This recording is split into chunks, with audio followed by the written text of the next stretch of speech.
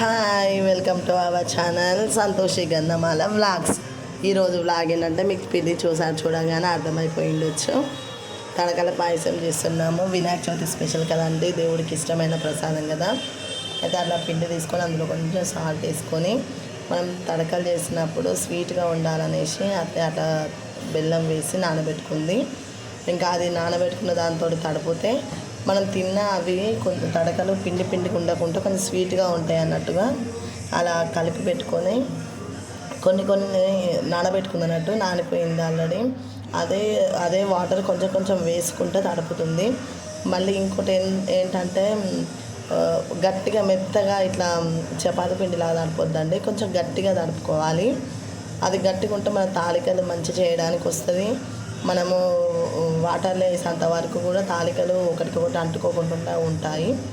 అందుకోసమనే ఇంకా కొంచెం వేసుకుంటే తడుపుతుంది.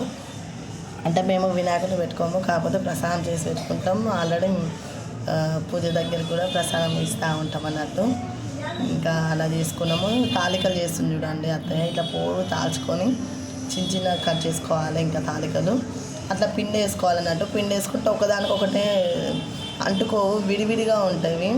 ఇంకా మేము తాలికలా చేస్తే మా పాప ఏమో రౌండ్గా బాల్స్ చేసేస్తుంది. మన ఇష్టం ఉన్నట్టు చేసుకోవచ్చు కదండి తాలికలు అన్నట్టుగా. ఇంకా మా పాప బాల్స్ చేస్తుంది, అత్తయ్యనేమో తాలికలు చేస్తున్నది. ఇవి చేసిన తర్వాత మనము మళ్ళీ కొన్ని చేసేసుకుంటే కూడా మనం పిండి చల్లుకోవాలన్నట్టు. ఎంత చల్లుకుంటే అంత పిండి మనకు అంటుకోదు. ఇంకా నేను ఆల్రెడీ వాటరు గ్యాస్ పైన పెట్టేసుకున్నాను, మరగాలి వాటరు. మిల్క్ కూడా వెయిట్ చేసి పెట్టుకున్నాను, బెల్లం తురుము పెట్టుకున్నాను. ఇంకా తాలికలు కూడా రెడీ అయిపోయినాయి. చూడండి ఎంత విడివిడిగా ఉన్నాయో తాలికలు కూడా. ఇంకా నీళ్ళు మరిగిన తర్వాత ఈ తాలికలను అంటుకోకుండా విప్పుకుంటూ వేయాలండి. చూడండి నేను వేస్తున్నాను, ఇట్లా విప్పుకుంటూ వేయాలి, ఎందుకంటే ఒకదానికొకటి అంటుకోవన్నట్టు. ఇంకా మనకు తగినంత క్వాంటిటీలో వాటర్ వేసుకోవాలి. నేను కొంచెం ఎక్కువనే వేసుకున్నాను, మాకు ప్లస్ దేవుడి కాడికి ప్రసాదం కదండి, అందుకోసమని చాలానే వేసుకున్నాను నేను. ఇంకా చూడండి అట్లా విడివిడిగా తీసి వేసుకోవాలి. ఇంకా అది మంచిగా ఉడకాలండి తాలికలు, దాంట్లో వాటర్లో ఉడకాలి. ఉడికే లేదో మనం చూసుకొని ఇట్లా కలుపుతూ చూసుకోవాలన్నట్టు. మనకు పిండి లేకుండా ఒకసారి ఇట్లా మెల్ట్ చేస్తే మనకు గనాబాడిపోతుంది ఆల్రెడీ. ఇంకా తాలికలు అట్లా మరగబెట్టుకున్న తర్వాత చూడండి అట్లా మంచిగా మరుగుతాయి తాలికలు కూడా. దాంట్లోనే మనము బెల్లం వేసి కలుపుకోవాలండి.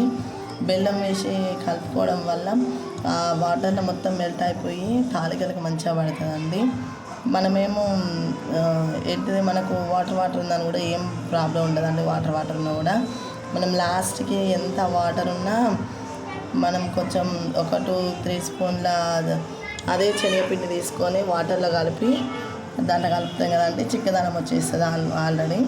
ఇంకా అందుకోసం మనకి ఏం టెన్షన్ ఉండదు, ఎంత ఉన్నా కూడా పర్లేదు, మనం వేసుకున్న దాన్ని బట్టే ఉంటుంది. ఇంకా నేను అది అయిపోయిన తర్వాత యూజుడు చేస్తుంది మా పాప, రెడీ చేస్తుంది అన్నట్టు. చిన్న కప్పులు తీసుకొని ఇంకా మిక్సర్తో మిక్స్ చేసేస్తుంది తను, చిన్న మిక్సర్ దానికోసం. ఇంకా చూడండి నేను మిల్క్ కూడా పోసేస్తున్నాను. మిల్క్ పోసేసుకొని కలుపుకోవాలి.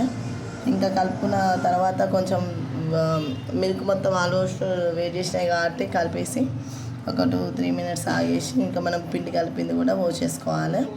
పోసేసుకుంటే దగ్గరికి వచ్చేస్తుందండి.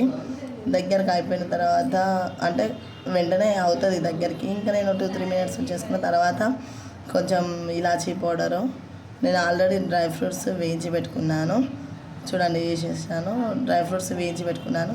ఆ డ్రై ఫ్రూట్స్ వేసుకొని ఇంకా సర్వ్ చేసుకోవడం అండి మనము. చూడండి మంచిగా వస్తుందండి, చాలా బాగుంటాయి కూడా. Thank you for watching this video. Please share, subscribe. Bye.